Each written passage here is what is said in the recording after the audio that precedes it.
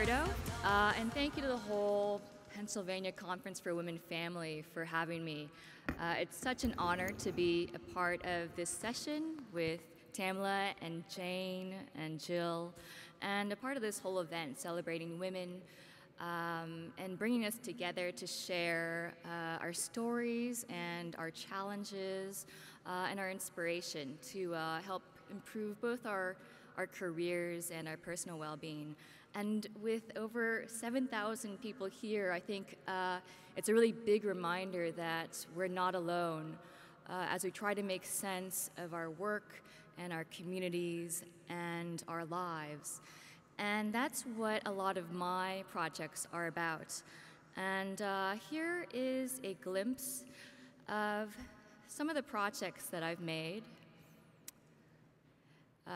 Ways I've tried to reach out to people in public space to share more ideas, to share more of our memories, to share more of our anxieties, and to share more of our aspirations. And all of it is about reimagining the ways that our communities can be built and designed, and how our places can better reflect what matters to us as a community and as individuals. So today I want to talk about the value of both civic and emotional introspection in public space to improve our communities and our well-being, and also about how you can think creatively about the ways you approach your work and your personal development. So I was reading The Orchid Thief by Susan Orlean, which is a great book, and she, on one page, she briefly mentions this gardener from back in the day, and he sounded so interesting that I went off and learned more and found out it was such an inspiring story and lesson about where good ideas come from. So I wanted to start off by sharing this story with you. This is a true story about a man named Joseph Paxton, who was a gardener in the 1800s, and the first person in England to grow the giant water lily plant. Now, the giant water lily is the biggest flowering plant in the world and can grow up to 8 feet in diameter.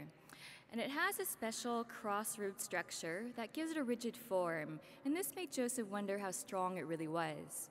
So he put his child on it, and it still floated, but he didn't stop there. He somehow found other people's children and loaded them onto the lily pad too, and discovered it could support a whopping 5 kids.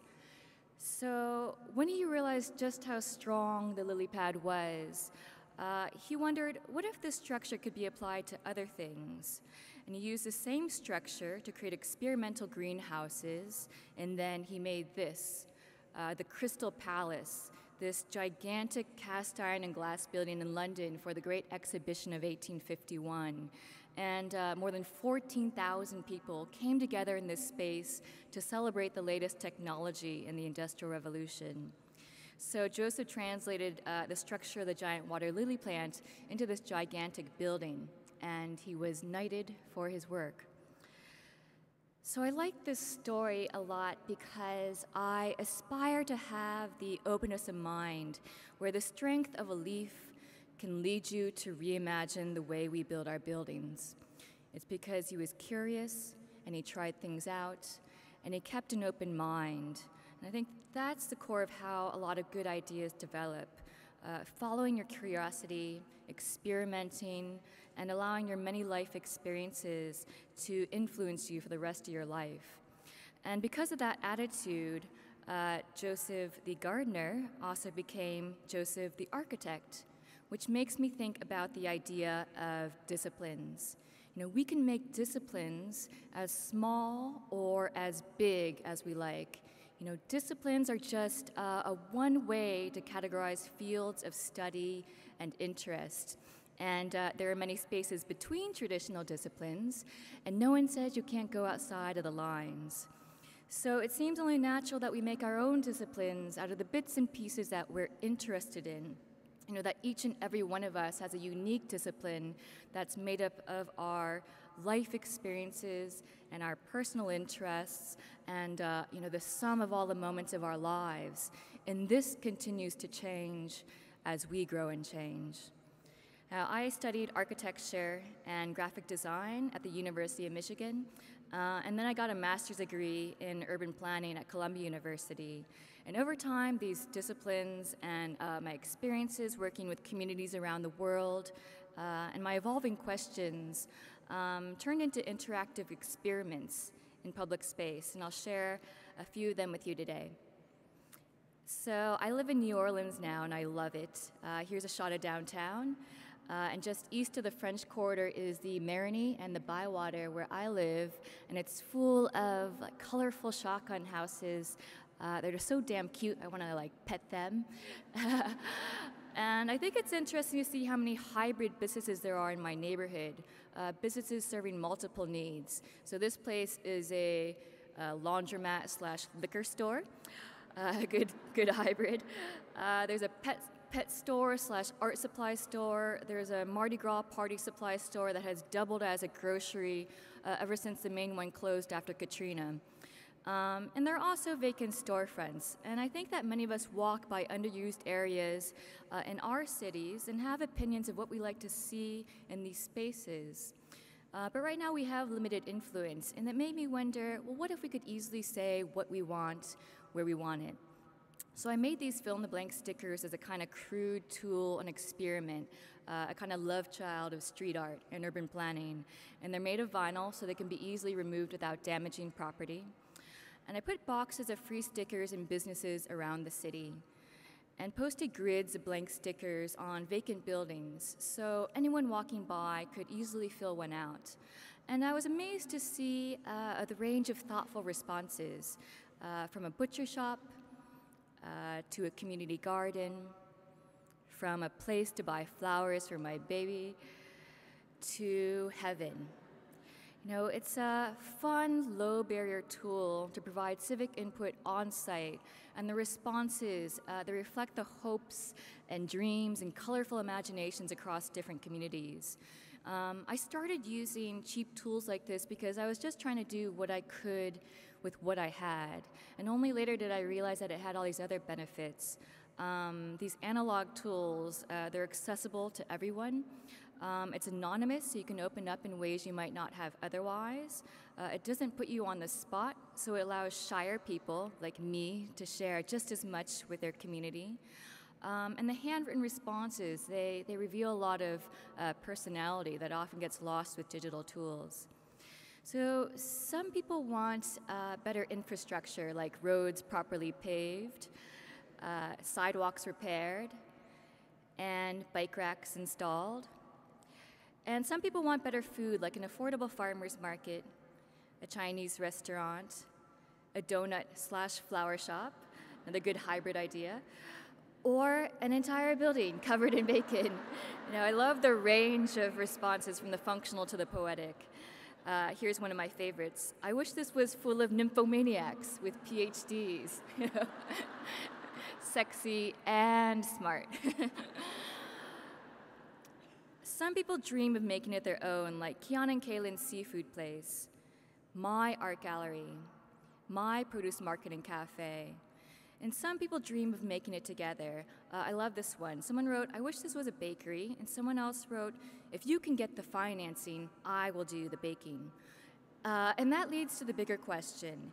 What if residents had better tools to come together to shape the future of their communities? What if we want the same thing? What if we could prove there was a strong enough customer base for a new business or service to open?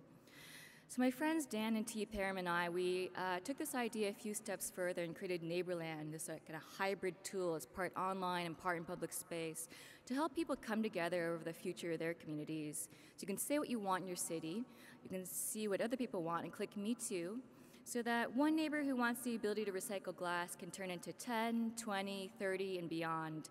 And there's a page for each idea so people can share knowledge and resources and meeting times and beyond.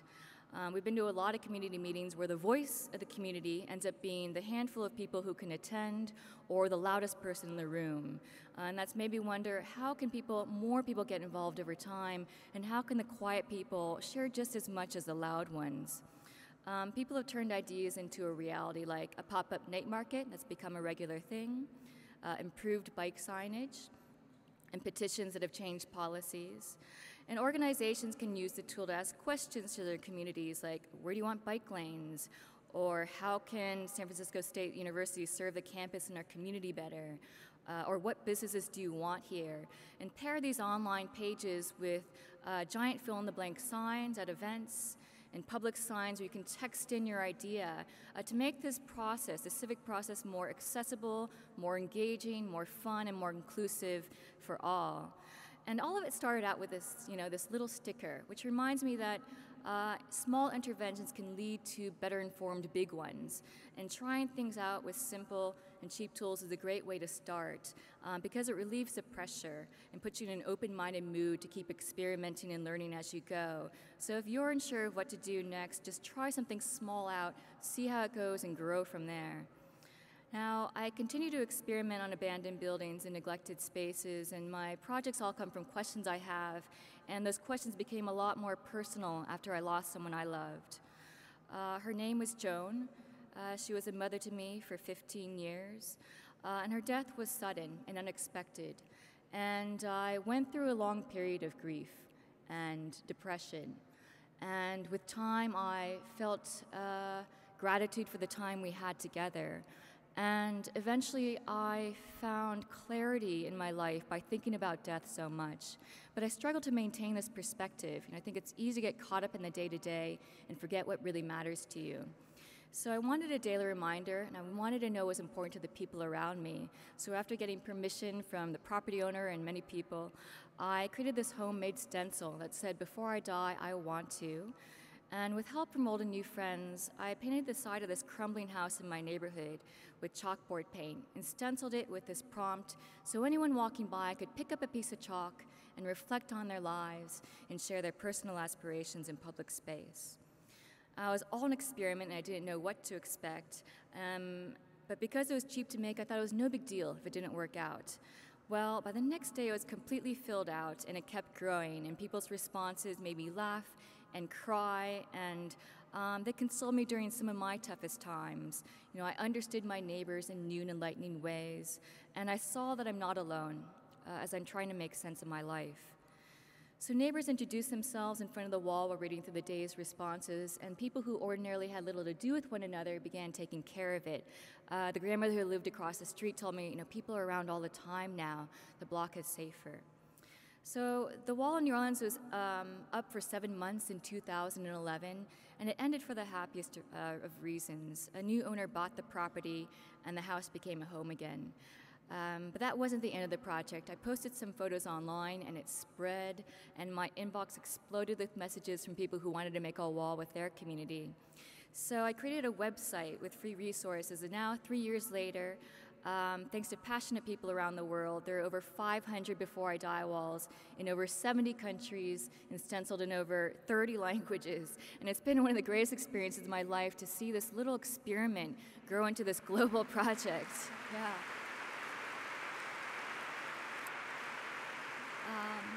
And I'd love to share a few photos of you of these walls around the world and some things that people wrote on them. Before I die, I want to organize 1,000 exhibitions. Before I die, I want to become a real businesswoman. Before I die, I want to be accepted by my parents. Before I die, I want to be a stripper and a nun at the same time. Before I die, I want to master the trumpet. Before I die, I want to see where my grandma grew up. Before I die, I want to hold her one more time. Before I die, I want to stop being afraid. These public walls are an honest mess of the longing and pain and joy and insecurity and gratitude and fear and wonder that you find in every community. Everyone is going through challenges in their life, And there's great comfort in knowing you're not alone. But it's easy to forget this because there are a lot of barriers to opening up. And while the barriers remain, it's easy to forget the humanity in the people around us and become impersonal and even adversarial. During one of my gloomiest periods of existential confusion, I found great comfort in a book called The Middle Passage by James Hollis. And he's a Jungian analyst, and he talks candidly about how we can find meaning through personal myth and rigorous self-examination. And he said, in the end, we are only tiny, frightened animals, doing our best to survive amid other tiny, frightened animals. And that may sound a little grim, but it always consoles me. And I return to this when I lose perspective, and it's something I think about when I consider our communities, whether that's our neighborhood communities or our workplace communities or beyond. Our personal anxieties extend into our public life. And many of the conflicts in our communities come from a lack of trust and understanding. And over time, I realized that this anonymous prompt, this personal anonymous prompt, it offers a gentle first step towards honesty and vulnerability in public, which can lead to trust and understanding.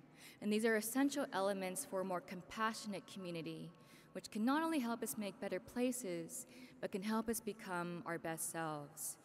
Through opportunities for emotional introspection in the public realm, I think we can gain great value in both self-realization and communal kinship. Death is something we're often discouraged to talk about or even think about. People often say, don't go there, or it's too sad, or you don't need to think about it until you're older. Well, none of us know how much time we have left.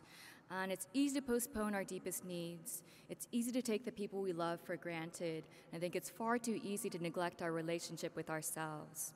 And I think in our age of increasing distractions, it's more important than ever to remember that life is brief and tender, and regularly contemplating death is a powerful tool to restore perspective and remember the things that matter most to you. And I'm happy to share that the Before I Die book is out now, and it's a celebration of these walls around the world and the stories behind them, and kind of communal inspiration for you to maintain perspective and stir your mind about the things that matter most to you. And I'll be doing a book signing after this talk at the exhibit hall in the Beneficial Big Knowledge Pavilion, so please stop by if you're interested. I've been thinking about the passages of life. In different stages, our calling evolves. As children, our calling is to play. And then we try to learn the ways of the world, to explore energies and interests and talents. In the next phase of life, we try to become independent, follow our dreams, make a living, be a part of society. And then try to accept responsibility, nurture our family and relationships, balance work and the other parts of our lives. But our journey doesn't end there, and we continue to learn and grow throughout our lives as much as we allow ourselves. A lot of our time is devoted to seeking the right job or reputation or outward success, but that's not enough to be psychologically mature. And there are many facets to wellness that determine our overall health. Financial, social, occupational, physical, and emotional, spiritual. And Carl Jung said it's easier to go to Mars or to the moon than it is to penetrate one's own being. And he coined the term individuation, which is a process in which someone becomes who they truly are. And I think in the second half of life, the question now becomes, who now, apart from your roles, are you? And do you have the bravery to deconstruct your identity, your urges, your neuroses, your confusions, anxieties, unresolved issues? And explore what you need to explore to be at peace with yourself. This is what really interests me now. How can I do this for myself? And how can our public spaces become more nourishing to our mental health and our well-being?